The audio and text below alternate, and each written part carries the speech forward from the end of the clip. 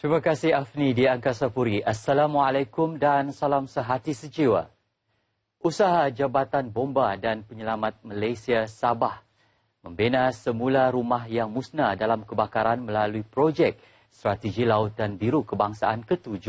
NBOS merupakan tugas yang mulia dan perlu dibanggakan. Menteri Pembangunan Luar Bandar Datuk Radin Malik berkata, dalam kesibukan menjaga keselamatan awam, Bomba Sabah tidak mengecilkan skop tugas mereka dengan pembabitan dalam projek ini. Menurutnya, NBOS merupakan satu langkah inovatif kerajaan dalam membantu rakyat dengan pelaksanaan projek luar jangka yang mampu memberi manfaat kepada rakyat. Tambahnya, program NBOS ini akan terus diperkasa, bukan sekadar merentasi kementerian dan jabatan, malah ia perlu bermula di peringkat unit, seksyen dan bahagian di sesebuah kementerian atau jabatan. Beliau berharap usaha ini akan diteruskan pada masa akan datang bagi meringankan beban kepada mangsa yang kehilangan tempat tinggal dalam insiden kebakaran. Beliau bercakap kepada RTM selepas menyempurnakan Majlis Penyerahan Kunci Rumah, projek pembinaan semula rumah terbakar di bawah program My Beautiful Neighbourhood NBOS 7 di Kampung Sagalau, Tenam. Penerima rumah yang ditemui melahirkan rasa syukur dan gembira dengan pemberian rumah tersebut.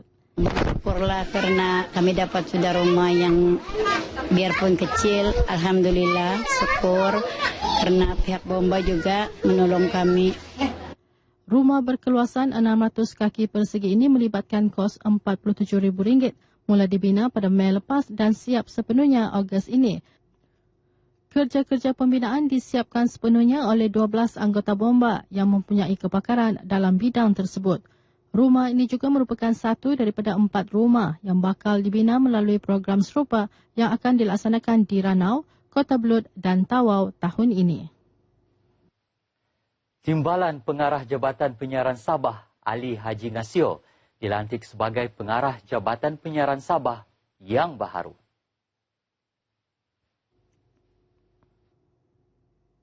Pengumuman itu dibuat oleh Menteri Komunikasi dan Multimedia Datuk Seri Panglima Dr. Muhammad Saleh Tun Said sewaktu menyampaikan amanatnya dalam majlis mesra bersama warga Kementerian Komunikasi dan Multimedia KKMM di Kompleks Bersepadu KKMM, Kota Kinabalu. Beliau memulakan kerjayanya di Jabatan Penyiaran Sabah Kota Kinabalu pada 18 September 1991 di bahagian penyelia rancangan TV.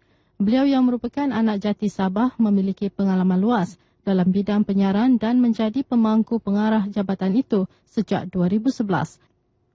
Datuk Saleh ketika mengumumkan pelantikan itu berkata Ali memiliki kriteria sesuai untuk menyandang tugas baru berkenaan. Perkembangan perbicaraan kes 30 individu berhubung aktiviti keganasan di Sabah 2 tahun lepas.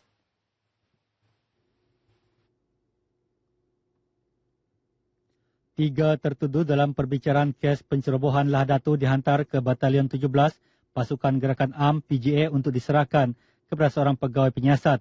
Sarjan Norhak Saleh yang merupakan petugas bahagian hal ehwal awam di Ibu Pejabat Polis Lah Datu memberitahu mahkamah ketika berlaku pencerobohan itu beliau dan 3 anggota lain diarah supaya menyerahkan ketiga-tiga tertuduh itu bersama barang kes kepada pegawai penyiasat DSP Yasri Ismail.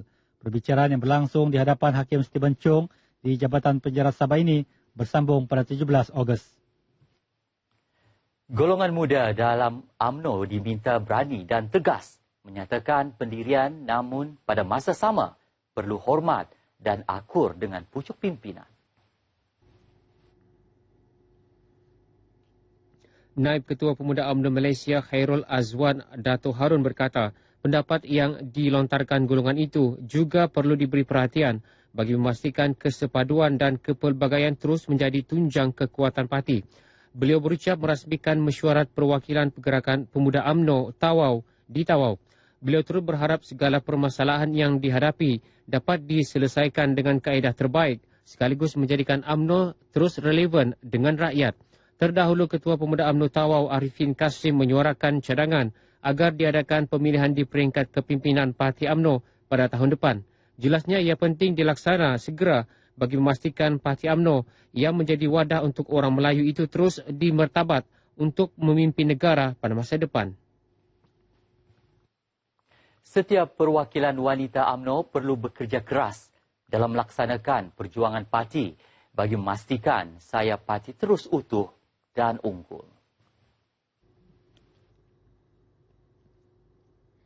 Ketua Pergerakan Wanita UMNO Beaufort, Siti Aminah Haji Acing berkata usaha itu juga penting sebagai persediaan parti menghadapi pilihan raya umum ke-14 kelak. Kita akan turun padang, terutama sekali pada masa sekarang ini kan kita akan, terutama sekali pada wanita-wanita, kita sekarang perkuatkan kita punya sistem GR. Sistem GR ini adalah untuk bertugas ataupun menguatkan lagi nanti kita punya tugas-tugas dalam persiapan menghadapi PRU ke-14. Beliau berkata dalam sidang media selepas mesyuarat perwakilan Pergerakan Wanita UMNO bahagian Beaufort tahun 2015 di Dewan Pak Musa Beaufort.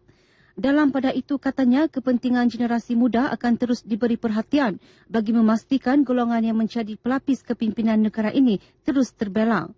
Sementara itu, dalam Majlis Rumah Terbuka UMNO Parlimen Beaufort, Ketua UMNO Beaufort, Isnin Aliasni menegaskan pihak kepimpinan UMNO Beaufort akan terus menyokong dan mendukung kepimpinan tertinggi parti, di samping terus menguatkan sokongan di peringkat akar umbi. Harapan kami, insyaAllah, agar yang Mabomat akan tabah menghadapi bermacam rintangan, terutamanya fitnah daripada pembangkang yang mana mau menghancurkan UMNO dan Barisan Nasional. Dan ini semua agenda mereka, tapi insyaAllah kita berpaksi kepada kekuatan ahli kita di bawah. Mengenai Majlis Rumah Terbuka berkenaan, ianya akan menjadi wadah mengeratkan lagi silaturahim dan perpaduan dalam kalangan masyarakat pelbagai kaum di negeri ini. Seterusnya kita ikuti peristiwa yang berlaku di Sabah dalam diary hari ini.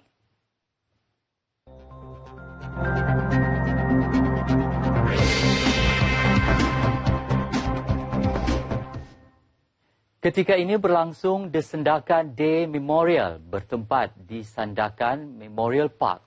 Majlis dihadiri timbalan Ketua Menteri Datuk Raymond Tan Soo Kya yang mewakili Ketua Menteri Sabah.